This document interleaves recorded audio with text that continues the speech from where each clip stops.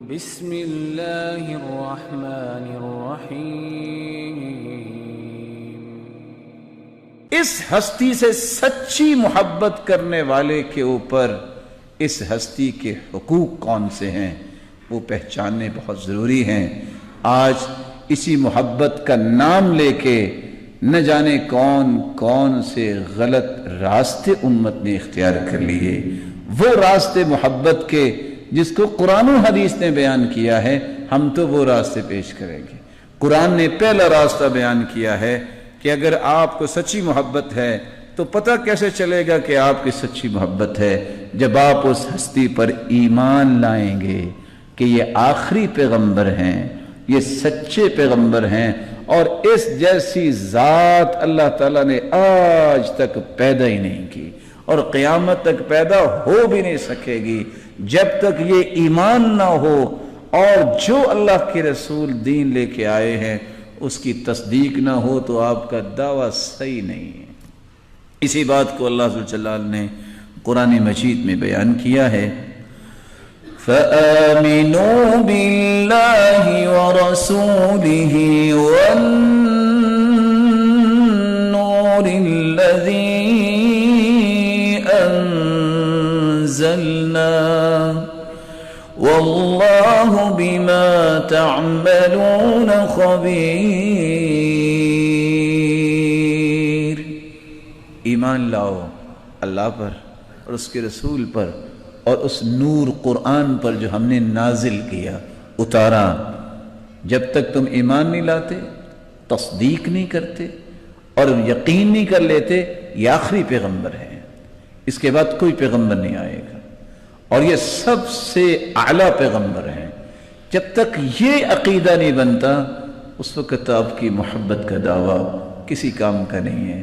یہ دھوکہ ہوگا جو اپنے آپ کو دے رہے ہو، یہ فراڈ ہوگا جو آپ کرنا چاہ رہے ہو، لیکن یہ فراڈ اور دھوکہ اپنی جان سے ہی کرو گے، کسی کو کوئی نقصان نہیں ہوگا۔ محبت اس وقت تک ثابت نہیں ہوگی آپ کی جب تک آپ کا ایمان اور آپ ان کے دین کی تصدیق نہیں کرتے۔ میں نے محبت کا لفظ کیوں بولا ہے؟ میں نے عشق کا لفظ کیوں نہیں بول دیا؟ کیونکہ عشق کا لفظ بولنا جو ہے وہ بھی شرعاً جائز نہیں ہے۔ بھلا کیسے؟ اس بات کو بھی سمجھیے، میں چونکہ ایک دیہاتی آدمی ہوں تو شہری آدمی امید ہے کہ کچھ سمجھنے کی کوشش کریں گے، کچھ دیہاتی بھی بیٹھے ہوں گے۔ قرآن مجید کی کتنی صورتیں ہیں؟ 114۔ 114 صورتیں جو ہیں ایک ایک لفظ کر کے پڑھیے۔ میرے رب نے ایک مرتبہ بھی یہ لفظ قرآن میں استعمال نہیں کیا۔ حجۃ الوداع کے موقع پر 1,44,000 صحابہ تھے۔ کتنے؟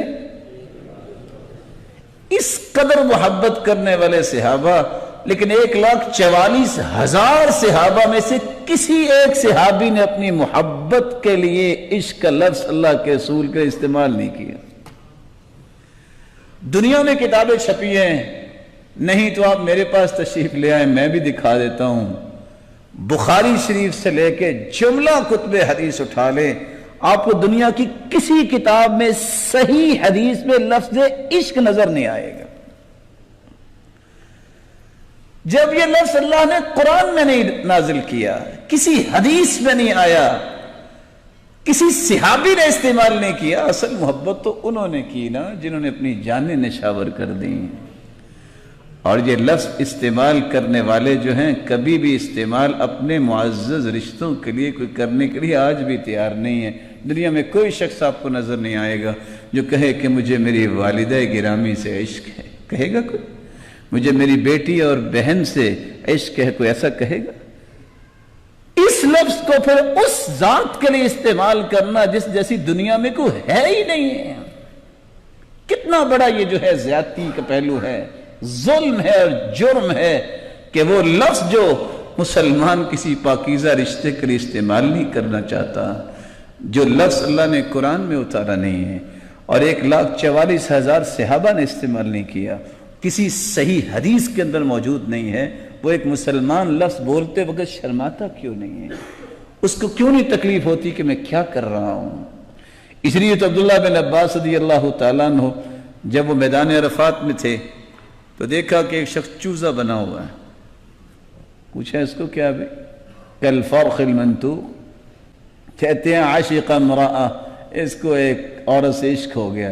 تو اسی وقت وہ دعا کرنے لگے، یا اللہ زندگی میں اللہم انی اعوذ بک من العشق، اللہ زندگی میں عشق سے بچائی رکھنا. اللہ ذوالجلال سے آپ بھی دعا کیا کرے ہمیں بھی اور ہماری اولادوں اور ہماری نسلوں کو بھی بچائی رکھے. تو میں پھر اپنی بات کو واپس لاتا ہوں، محبت کا سچا دعوے دار کون ہے؟ جو ایمان لاتا ہے، جو یقین کرتا ہے کہ اس جیسی ہستی دنیا میں نہیں آئی، نہ قیامت تک آ سکے گی.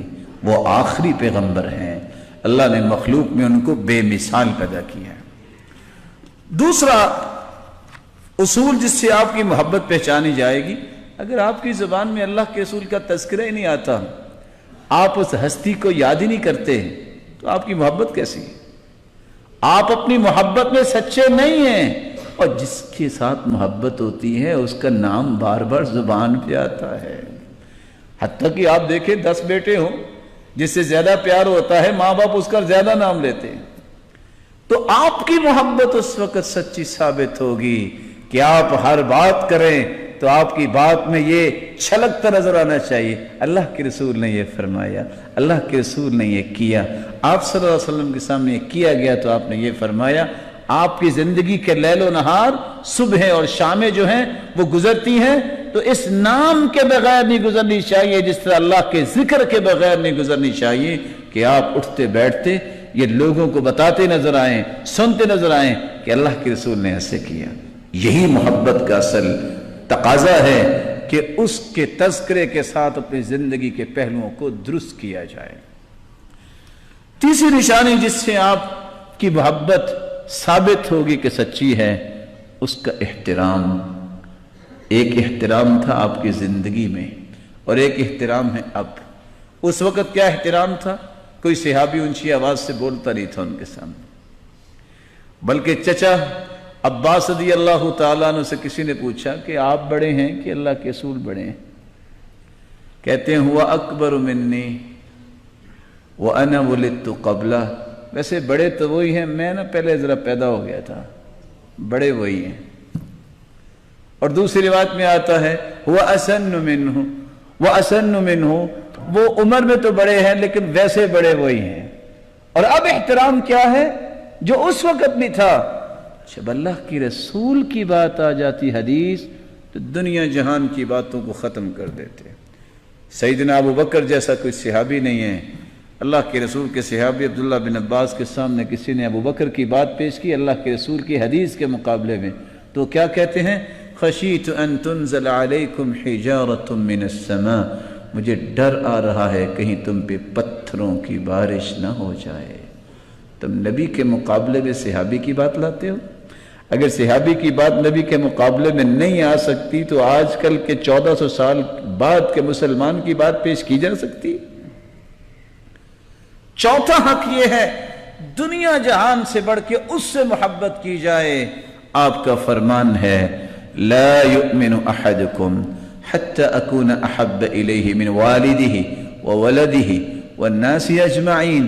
اس وقت تک تمہارا ایمان ہی نہیں ہوتا جب تک تم باپ سے، اولاد سے، بلکہ پوری کائنات سے بڑھ کر مجھ سے محبت نہ کرو. اللہ ذوالجلال ہمیں ایسی محبت نصیب فرمائے. دعویٰ تو ہو جاتا ہے میرا اور آپ کا، پتہ اس وقت چلتا ہے جب اولاد کی کوئی خواہش ہو، وہاں ہم اولاد کی خواہش کو پورا کرتے ہیں کہ اللہ کے رسول کی حدیث کو سامنے رکھتے ہیں. پتہ اس وقت چلتا ہے جب باپ کہتا ہے کہ چھوڑو نماز کو، دکان پہ بیٹھو. پھر محبت کا پتہ چلتا ہے کہ سچی محبت باپ کی بات کی ہے کہ اللہ کے رسول کی بات کی ہے. پتہ اس وقت چلتا ہے جب شادی بیاہ ہوتی ہے تو لوگ کہتے ہیں پھر کیا ہوا، چلو موسیقی ہے نا، چلو رقص ہی ہے نا. اس وقت پتہ چلتا ہے کہ دنیا کے رواجوں کے پیچھے میں چلتا ہوں کہ اللہ کے رسول کی محبت کے پیچھے میں قربانیاں دیتا ہوں. اللہ ہمیں ایسے مضبوط مسلمان بنائے. پانچویں دلیل جس سے میری اور آپ کی محبت سچی ثابت ہوگی، جب تک میں اطاعت ہی نہیں کرتا، بات ہی نہیں مانتا تو محبت کیسے ہے؟ باپ بیچارہ آج دنیا میں اگر پیاسا بیٹھا ہو، وہ کہے بیٹا پانی لا دو، وہ کہے ابا جان میں آپ سے دور نہیں جا سکتا. وہ کہے بیٹا پانی لا دو مجھے پیاس لگے، کہ نہیں ابا جان دور نہیں جا سکتا، محبت اتنی ہے آپ سے دور نہیں جا سکتا۔ تو یہ محبت اس کی سچی ہے؟ اصل محبت کا تقاضا یہ ہے کہ جو اللہ کے رسول نے فرما دیا اس کو مان لیا جائے، اس کی اطاعت کی جائے، اس کی اتباع کی جائے۔ اس لیے صحیح بخاری کی روایت ہے کل امتی یدخلون الجنہ الا من ابا، میری ساری امت جنت میں جائے گی سوائے جس نے جنت جانے سے انکار کر دیا۔ قیل ومن یأبی یا رسول اللہ، اللہ کے پیارے پیغمبر جنت جانے سے بھی کوئی انکار کرتا؟ فرمایا من اطاعنی دخل الجنہ ومن عصانی فقد ابا، جس نے میری اطاعت کی وہ جنت میں جائے گا، جس نے میری اطاعت نہیں کی اس نے جنت جانے سے انکار کر دیا۔ ساتویں دلیل یہ ہے کہ اگر آپ کی سچی محبت ہے تو آپ درود پڑھیں گے، اگر آپ درود نہیں پڑھتے تو آپ کی کبھی سچی محبت نہیں ہو سکتی۔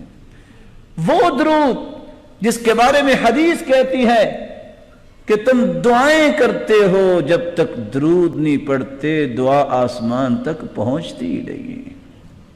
میں اس درود کی بات کر رہا ہوں جو درود اللہ کے رسول نے سکھا دیا اور فرما دیا جو ایک مرتبہ درود پڑھتا ہے 10 درجے بلند ہوتے ہیں، 10 گناہ معاف ہوتے ہیں اور 10 نیکیاں لکھی جاتی ہیں اور 70 مرتبہ فرشتے اس کی بخشش کی دعا کرتے ہیں اور اللہ اس کے مقابلے میں 70 رحمتوں کا نزول فرماتے ہیں۔ اذان کا جواب دینے کے بعد درود پڑھتے ہیں ہم، پھر ہم دوسری دعائیں پڑھتے ہیں۔ اللہ کے رسول نے فرمایا 10 مرتبہ صبح اور 10 مرتبہ شام درود پڑھتا ہے قیامت کو میں اس کی سفارش کروں۔ اور صحابی کو فرمایا اگر تم کثرت سے درود ہی پڑھتے رہو دنیا کے سارے غم اللہ دور کر دیں گے اور سارے گناہوں کو بھی معاف کر دیں گے، اور سب سے قریب اللہ کے رسول کے قیامت کے دن وہ ہوگا جو زیادہ درود پڑھنے والا ہوگا۔ اللہ ذوالجلال ان باتوں کو اپنانے کی توفیق عطا فرمائے۔ وآخر دعوانا الحمدللہ۔